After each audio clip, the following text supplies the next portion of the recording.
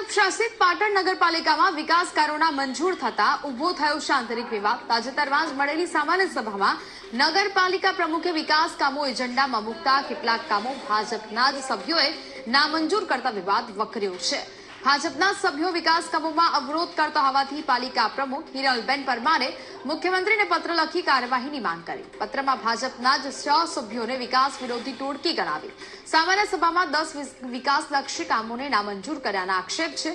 બીજી તરફ ભાજપ પક્ષના 6 સભ્યો સહિત ચૂંટાયેલા અન્ય 14 સભ્યોએ પણ મુખ્યમંત્રીને પત્ર લખી સમગ્ર બાબત પર પ્રકાશ પાડવા કવાયત શરૂ કરી। પ્રેસ કોન્ફરન્સ યોજીને નગરપાલિકાના મહિલા પ્રમુખ હિરલબેન પરમાર પર ભ્રષ્ટાચારના આક્ષેપ લગાવાયા છે। કહ્યું કે જરૂર પડશે તો ભ્રષ્ટાચાર અંગેના ફોટો અને વિડીયો સાથે આપીશું સાબિતી। જે પબ્લિક હિતનું કામ હતું એ નામંજૂર કરવામાં આવ્યું હતું અને વિકાસના કામો રોડ રસ્તાના કામો એમાં પણ એ લોકોએ નામંજૂર મંજૂર કે મુલતવી જેવા શબ્દોનો ઉપયોગ કરી અને વિકાસમાં અવરોધરૂપ થાય એવા પ્રયત્નો કરેલા હતા। એના અનુસંધાને મેં મુખ્યમંત્રી સાહેબને રજૂઆત કરી છે કે એમની સામે કડકમાં કડક પગલાં લેવા જોઈએ। જે પ્રમાણે નિવેદન કર્યા છે એમના જ નિવેદનોમાં વિરોધાભાસ છે।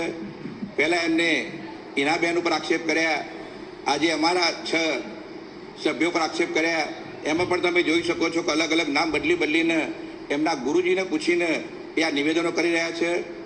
નગરપાલિકાની અંદર અમે બધા સુધરી સભ્યો સાથે મળીને પાટણના વિકાસની વાતો કરતા હોઈએ છીએ, ત્યારે એમની જે ટોળકી છે 5-7 જણાની એ આ વિકાસના કામોના રોડા નાખે છે। પ્રમુખશ્રીએ અમારા 6 સભ્યો પર વિકાસના કામોમાં જે રોડા નાખવાનો ખોટો બેબુનિયાદ આક્ષેપ કરેલો છે, એની સામે અમે મુખ્યમંત્રીશ્રીને સાચી હકીકત જણાવવાના છીએ।